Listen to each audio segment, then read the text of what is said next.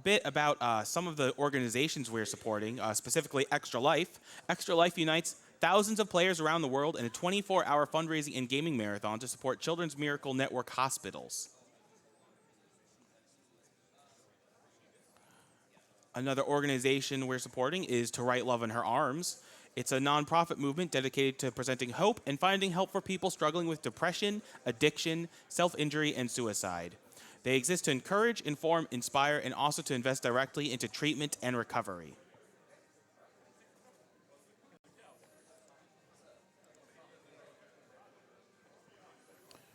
We have $100 from Dale Dawn, who says, "Let's see the Pooh Mitch Co-op, marbles."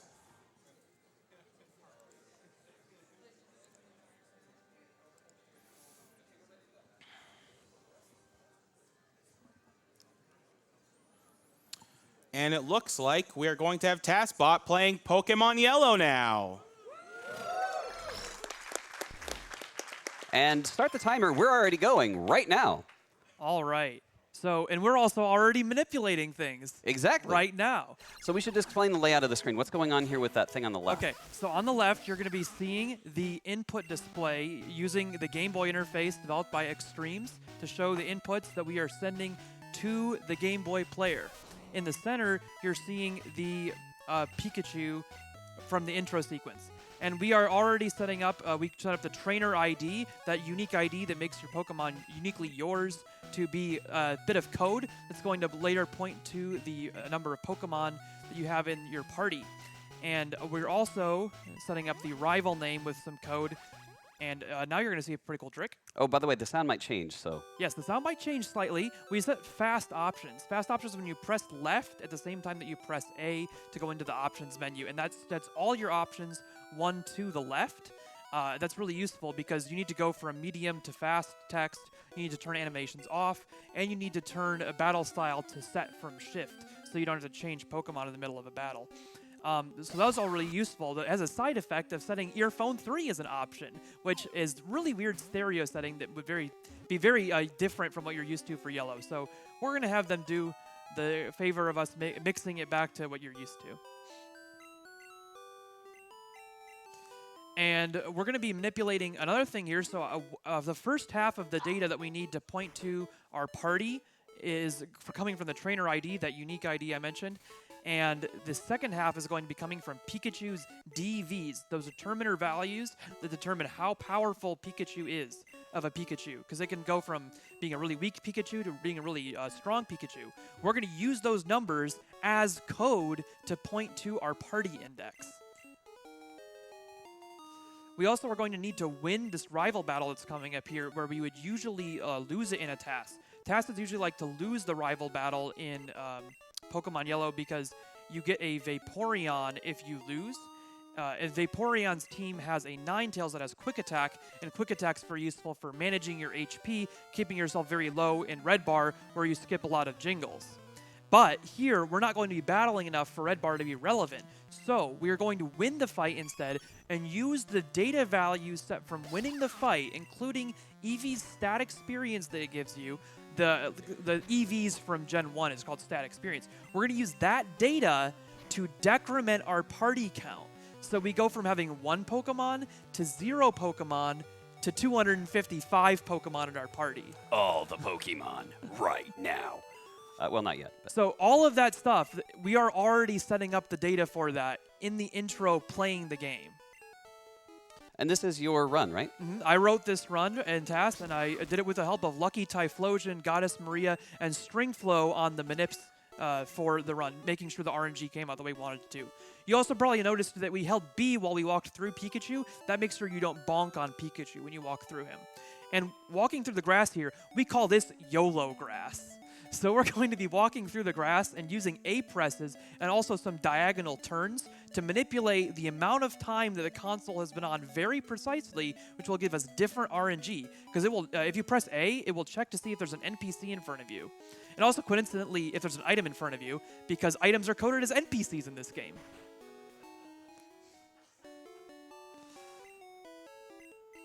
And now we have the parcel. We have to go through a lot of this entry stuff because we don't have a way of getting a glitch to happen in the intro where we're getting the parcel and all that. We have to get to Viridian Forest for that. And you'll see more YOLO grass here. This is the full YOLO grass, we call it. Stump, would you try this? No? I don't know. No?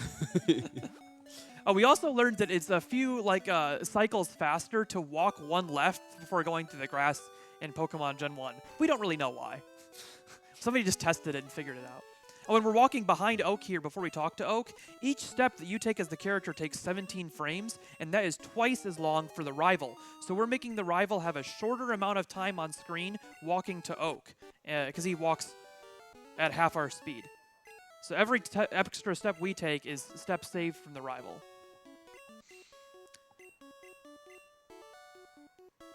You'll also notice a lot of these text boxes in these paragraphs, at the end of the paragraph boxes, we intentionally clear with the B button instead of the A button, even though you can use both buttons, because the B button clears those text boxes faster. Thanks, Gen 1. Yeah, we don't know why. There's so many weird quirks of this game. Yeah. And we're at the pedestrian part of this run. Yeah. Like, it's been pretty normal so far. This is a slow walk, but it's about to pick up significantly. We're going to go to Viridian Forest again, or not Forest, but Viridian City, buy a Pokeball, and that Pokeball is going to be used after we die in Viridian Forest to catch a Pidgey on the way back up from Pallet Town. So we are going to be going after getting the Pokeball to Viridian Forest to do something called a Death Fly. So, or Trainer Fly. We're going to get a Pokemon encounter in front of a trainer as the trainer sees us. But it's not the trainer's battle. No. The battle we're going to get is going to be the wild Pokemon encounter. And we're going to let ourselves die intentionally to the wild Pokemon encounter. And then after that death happens, the game executes the start of the trainer battle. But we're dying, so it sends us back to Pallet Town. So when we go back to Viridian Forest, a whole bunch of code will start executing related to that battle happening, and we're going to be manipulating what data is going to be set up in memory for that code that gets executed. So what happens when we go to Viridian Forest will be a mart as opposed to a battle. And the walk here is all this stuff is relevant for the manipulation of data values. We need to get a Pidgeotto at the end of the forest, so we're going to be taking a path very specifically through the forest to get us to the end where the Pidgeotto window will line up. There's this thing in Gen 1 called desum. It's a side effect of the way that the RNG works, and basically the encounters all end up happening on 13-second cycles. And there's 10 different encounter slots. So each one takes up a different amount of time. They're different sizes of windows. The Pidgeotto is the smallest window of those 10 windows, okay? So it's actually 1/100th of the 13-second window. So we need to align it so that we get to the front of that trainer at the end and get the Pidgeotto encounter in that 0.13-second window. It's pretty tight. It's very tight. But tool-assisted speedrun. We can do whatever like. So we're going to be doing this so that we get our Pidgeotto encounter. Why not? And we need Pidgeotto specifically because we need to die to it in one hit. Nothing else can kill this Pikachu in one hit like the Pidgeotto. It even needs to have a high attack DV. Oh, that sound. That is so painful. Ouch. And then you can see the trainer battle triggering, like I was saying, so that when we re-enter the forest, it will cause a bunch of glitch code to execute. Now, the next thing you're going to be seeing is us depositing Pikachu. That's the first step of what I was talking about with decrementing the party count. Oh, we also need to catch our extra Pokemon. We can't do this whole party stuff with Pikachu. We need to switch to using Pidgey for it. Ow, that's the. Watch the nickname of Pidgey very closely. It's going to be very fast here coming up. Right about now.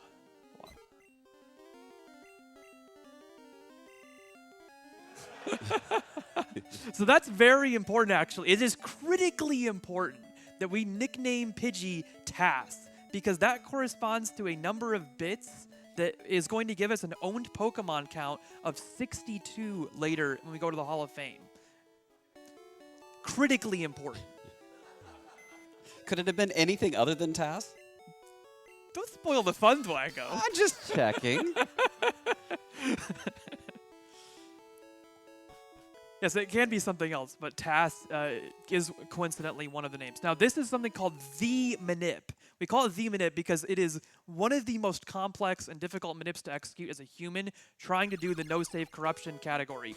We're going to be doing it with a soft reset instead of a hard reset as you'd normally have to do because we don't need to worry about hard resetting to clear out the RNG to a constant state. We have to flash the Pokedex as part of setting up the memory to get the glitch mart when we go into Verdian Forest. We also need to start moving these NPCs in the room here. The girl needs to move up off screen, and the bird needs to keep moving left, okay? So we're going to pause slightly and have the bird move off screen to the left as we move off to the right.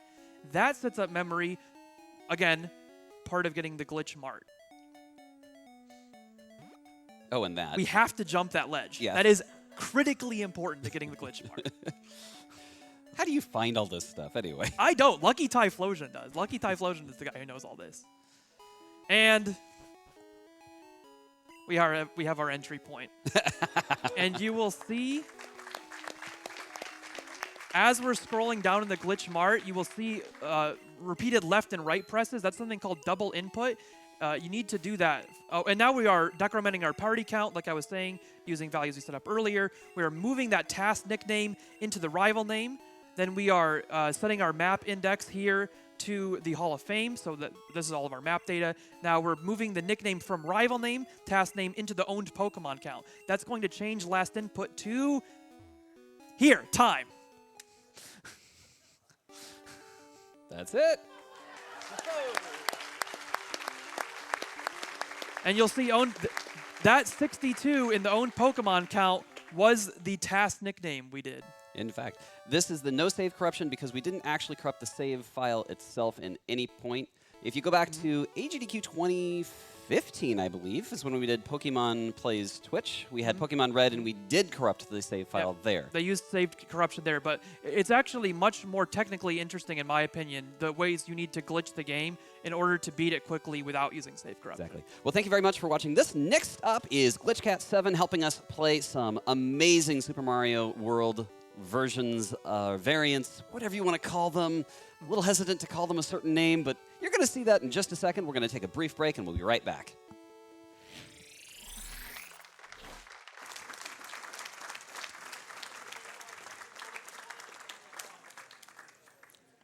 Well, that was a fun little run, and we have a $25 donation from Suzushi Iro, who says, smart of Mitch Flower Power to agree to co-op run with Grand Pooh Bear. You can't sabotage the other guy by crashing their console if you're playing on the same console.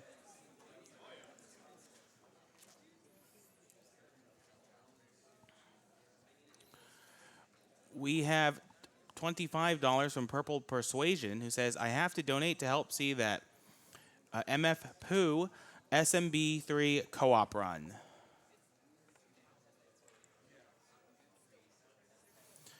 We have $10 from 1056, who says, from the back couch, just in awe of the great master TASBot.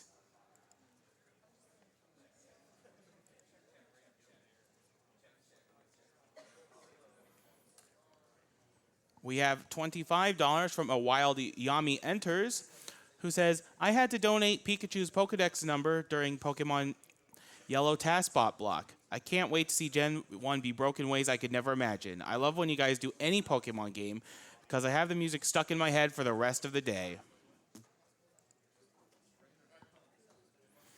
We have another $25 donation from Renee, Megan, and Jeremy.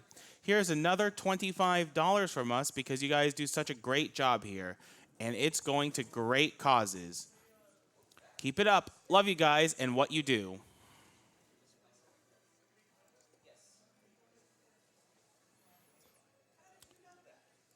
We have $25 from Generic G, who says, can't wait to see the Grand Pooh Bear and Mitch Flower Power stomp % run of SMB3.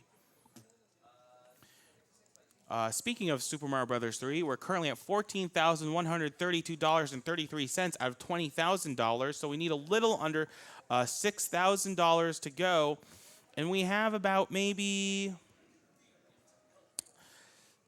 about an hour-ish left, or an hour and a half left before the SMB3 run, so you got to get your donations in pretty fast. if you want this SMB3 co-op run to happen.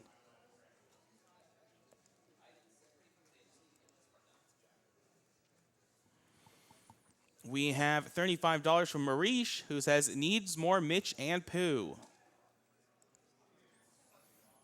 $10 anonymous donation.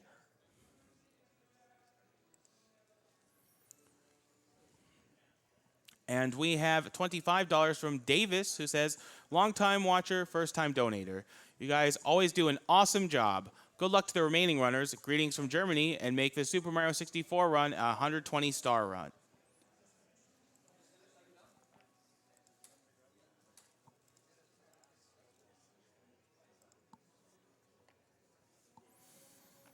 It is worth noting that for the 120-star incentive for Super Mario 64, our final game of the marathon, it is currently at $2,169 out of $12,000 for the goal.